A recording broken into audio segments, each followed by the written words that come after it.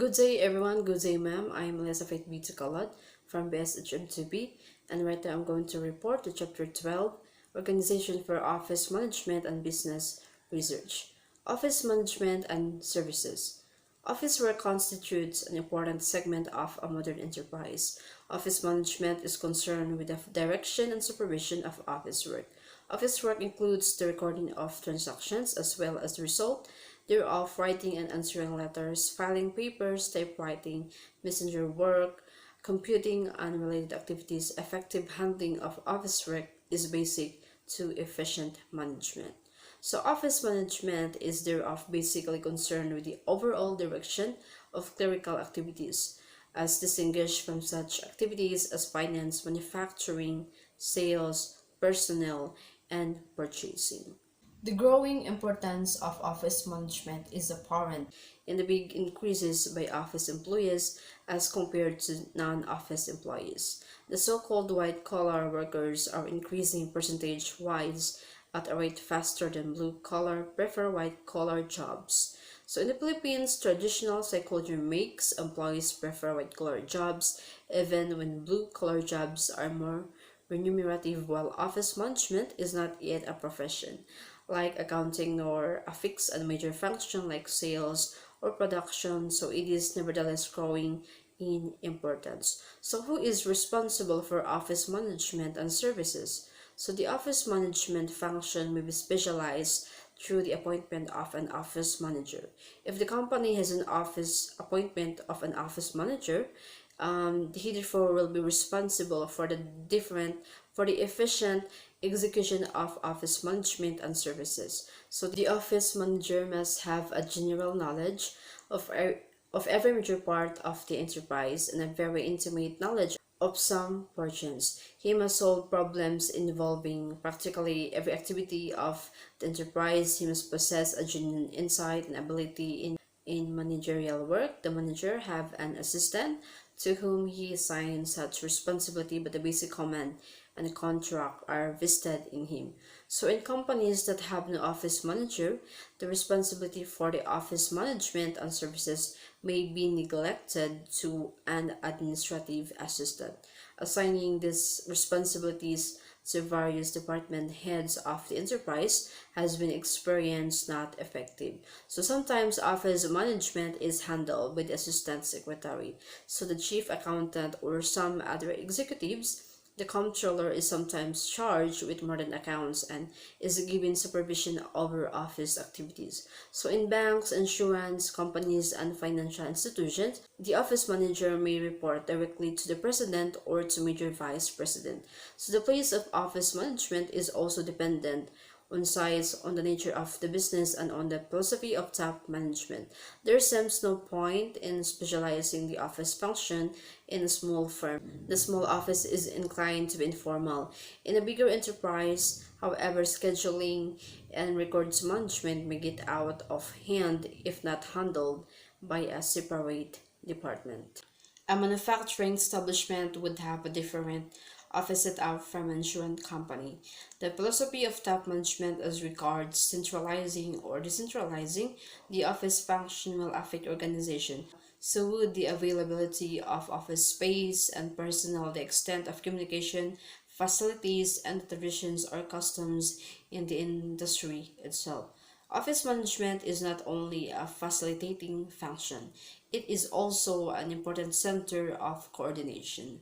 The office manager is a good executive and supervisor who is expert in clerical details and office procedures. At the same time, he must realize that records and all the things he deals with are only means to facilitate executive control and to promote the smooth functioning of the productive functions. So we have here the importance of office work. The importance of office work may be stated as follows. So the first is office work is a facilitating function. It is the essential medium through which the various activities of an enterprise are fused together. It is the lifeblood of any modern enterprise. The second is office services are the basis of the entire managerial activities of planning, coordinating, directing, and controlling. So facts and information are necessary for intelligent planning. This data involves separate records, which in turn involves office tasks. The integration of decisions and actions implied in coordination requires the exchange of information and instructions and adequate communications between members of management. Finally, all activities involved necessitates the full coordination of the office. The third is the technical and individual work of practically every department of the enterprise is implemented by the office function. So for instance, the credit department cannot operate successfully without the records of the creditors. As to amounts and dates, due list of delinquent accounts, credit history of customers, and quantity of correspondence, this again emphasizes the importance of the office work. Next, as we have here the office system. So what is the office system? So office system is a term applied to the way office work is organized. Each office has its system of filing, making records, writing letters, computing, and so on. So office system in a well-organized business is made up to carefully laid out routines or established ways of doing works. As a matter of fact, there is a routine for performing every kind of office work, and all of office work must go through the established routine. So every similar piece of work must undergo similar process through the same steps in the same way. So in setting up a system, an issue that frequently crops up is the extent to which certain office functions should be decentralized, what clerical activities should be centralized, and what should be decentralized. The advocates of centralization argue that centralization enables flexibility in the use of clerical personnel. An example of centralization would be a stenotyping pool. Instead of having separate typists and stenographers of each unit, section, or supervisor in a firm, all typists and stenographers will be concentrated in one pool and their services given where the need exists. So centralization lessens the cost of supervision and enables to pay greater attention to their specific tasks without worrying too much about office details. So specialization is fostered through production in a simple job like handling an adressographer machine or a mimeographing machine can be tremendously increased if the person handling it is a specialist and doesn't have to take dictation, type, or file records at the same time. So training is also easier in a centralized office. Wage administration, incentive payments, and performance checks are also better affected. So centralization may, however, be overdone. So the office manager may be concerned with his department that he forgets his main job. So to facilitate the work of the other departments, confidential matters may leak out. So irritating problems concerning minor changes and corrections in correspondence, frequent consultations of certain records, priorities in handling of paperwork, and red type may hamper operations. So the next is we have here the record keeping.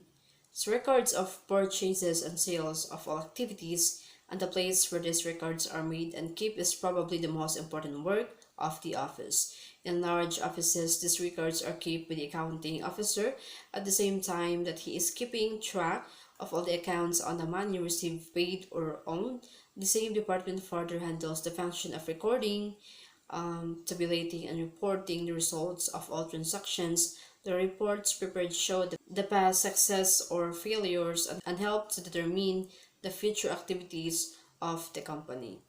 So in the conduct of business, there is always the existence of correspondence, letters received and letters sent out. In large offices, several persons may be assigned to handle correspondence, which, after having been answered, must be filed accordingly, so they must be easily located for reference in record-keeping system is very important.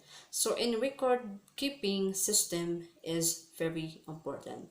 So we have here the point of what makes the record system is very important. So record must be simple. So to meet the test of simplicity, records should be efficient to meet requirements but no more. So they should not exceed the requirements for which they are prepared. So next is records should be accurate. So they should not contain errors. So the next is records should be economical. So in some instances, the cost of preparing The cost of preparing and maintaining records may be more than the economy they were supposed to bring out. So the next is records should be useful. So unnecessary records have no place in a business. So the uses of record are primarily for the formulation of the plans and the evaluation of performance. Records are also necessary to meet the requirements of government agencies. Even a sari-sari store has to maintain a simple record of purchases and sales. Records keeping may be classified as to whether it is centralized or decentralized, or classification may be according to the method used in locating items that are filed. So thus it may be alphabetical with subject headings arranged according to how they appear in the alphabet. This method may be appropriate for small firms but becomes unwieldy and cumbersome in big establishments. So record keeping may be geographical. So all items in one geographic area are filed together with subfiling according to subject matter or alphabetical heading. It may be also a numerical, in which case as index is first prepared to correlate number with alphabetical heading. So it may be according to subject matter, but the need for an alphabetical index is apparent. So an efficient method would of course be chronological filing, so where papers are put one on top of another in the time sequence of their arrival. Another method of classifying records will be according to the equipment used in keeping them. So the most common would be desk drawer files or steel and wooden filing cabinets. The use of loose leaf binders, sticklers, files, and visible index files is now mandatory in most offices. So microfilming is also becoming common. Big industries install electronic data processing systems to record their transactions in electronic tape. So an important kind of record is the report. So the report may be administrative or to meet the needs of administration. The annual report, the balance sheet, and financial statement are administrative reports. So periodic departmental reports are prepared by the various departments to outline their performance. So special reports are prepared from time to time to tell of new products, new methods, new process, reorganization, or similar information. So these reports may be prepared in narrative, accounting, or statistical form, or they may be a composite of all three types of preparing a report. So next is we have here the office layout. The job of office management with respect to the office layout consists of the determination of space requirements under detailed utilization to provide practical arrangement of the physical factors. The arrangement of office equipment may be functional, thus all typing would be one section, all mailing will be in another, and all records in a fixed place. Arrangement may be according to the flow of work, either the flow of papers or the flow of persons handling office activity. If the office is arranged according to the flow of work, the flow should be procedural, straight, and convenient. Environmental conditions such as light, temperature, and noise control may also determine the office layout. Quite often, office layout is based on personal preferences and not on any system or scientific reason. So we have here the increasing use of office machines. The increasing use of machines in office has enabled the solution of certain office managerial problems and the lowering of office costs. This means that those offices which previously used few machines in office management are now using more, while those offices that have always used machines are finding better or improved ways of using the machines already available. So for instance, typewriters and other machines have been electrified. So calculating and duplicating devices have been simplified and speeded up. Dictating and transcribing machines have been perfected and made easy to handle. Various accounting machines to produce necessary records in operations are widely used in big business concerns. The net result of the increasing use of office machines has been to increase the quantity and quality of office performance. Aside from typing, calculating, duplicating, dictating, transcribing, and accounting machines, many companies also use microfilming, addressing, folding, sampling and mailing, sorting, billing, and tabulating machines. So each of these functions may be handled by different kinds of machines. For instance, duplicating by mimeographing, blueprinting, lithography, or the photocopying. So next, as we have here, the office services. As earlier stated, services are for the purpose of helping other departments of the business to facilitate their work to better advantage.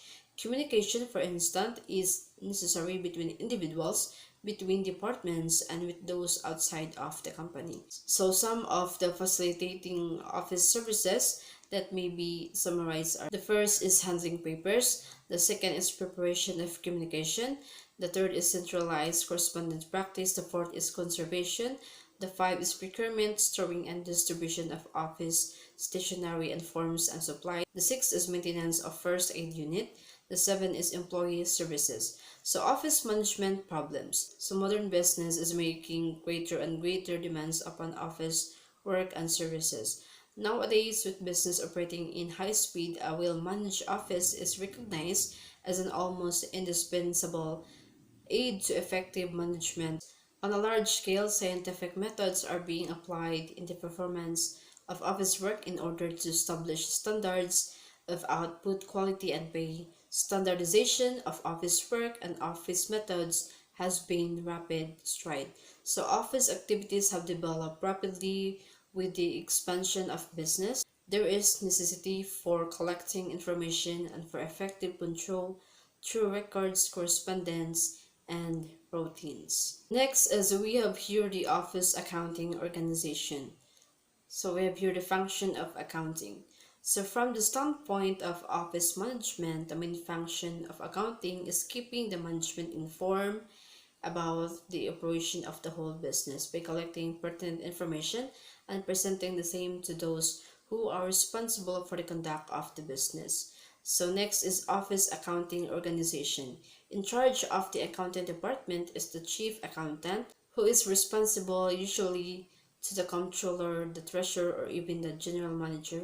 The number of people in the accounting department depends, of course, upon the size of the company and the amount of business it does. Next is the records. The accounting department prepares record which shows how much money is received and paid out, who owe the company, as well as those whom the company is indebted and for how much. So from the records, it could be determined how much business the company has made for this year and the corresponding cost and so on. So from these records, reports are prepared for management indicating whether the business is making a headway, is at a standstill, or is going backward. Reports must indicate the weak and strong spots so that step could be taken to strengthen the former at once.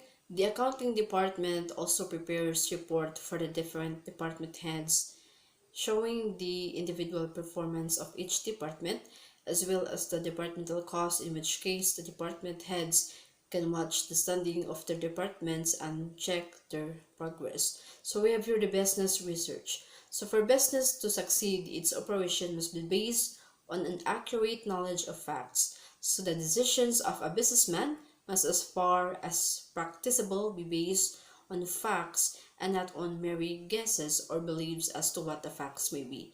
So this is the function of business research: to methodically and scientifically ascertain all facts that may have a bearing on the business. Together with research is the function of forecasting. So together with research is the function of forecasting. Business is also premised on the knowledge that consumer desires and opinions are possible of approximating or estimating with reasonable certainty. Research also may be empirical if it relies heavily on past experiences to determine future trends, or it may be scientific methodology to establish causal relationships. So tools of research have been developed to meet the increasing needs of business forecasting. The use of mathematical theory of random sampling or business statistics and the science of probability is fast increasing. Interviews, questionnaires, and field surveys by highly skilled interviewers analysis is now quite common. So business research must be systematic and scientific It is the task of management to use it wisely and effectively if it's sought to yield maximum good. And that's the end of my report. Thank you for watching. Thank you for listening. And God bless.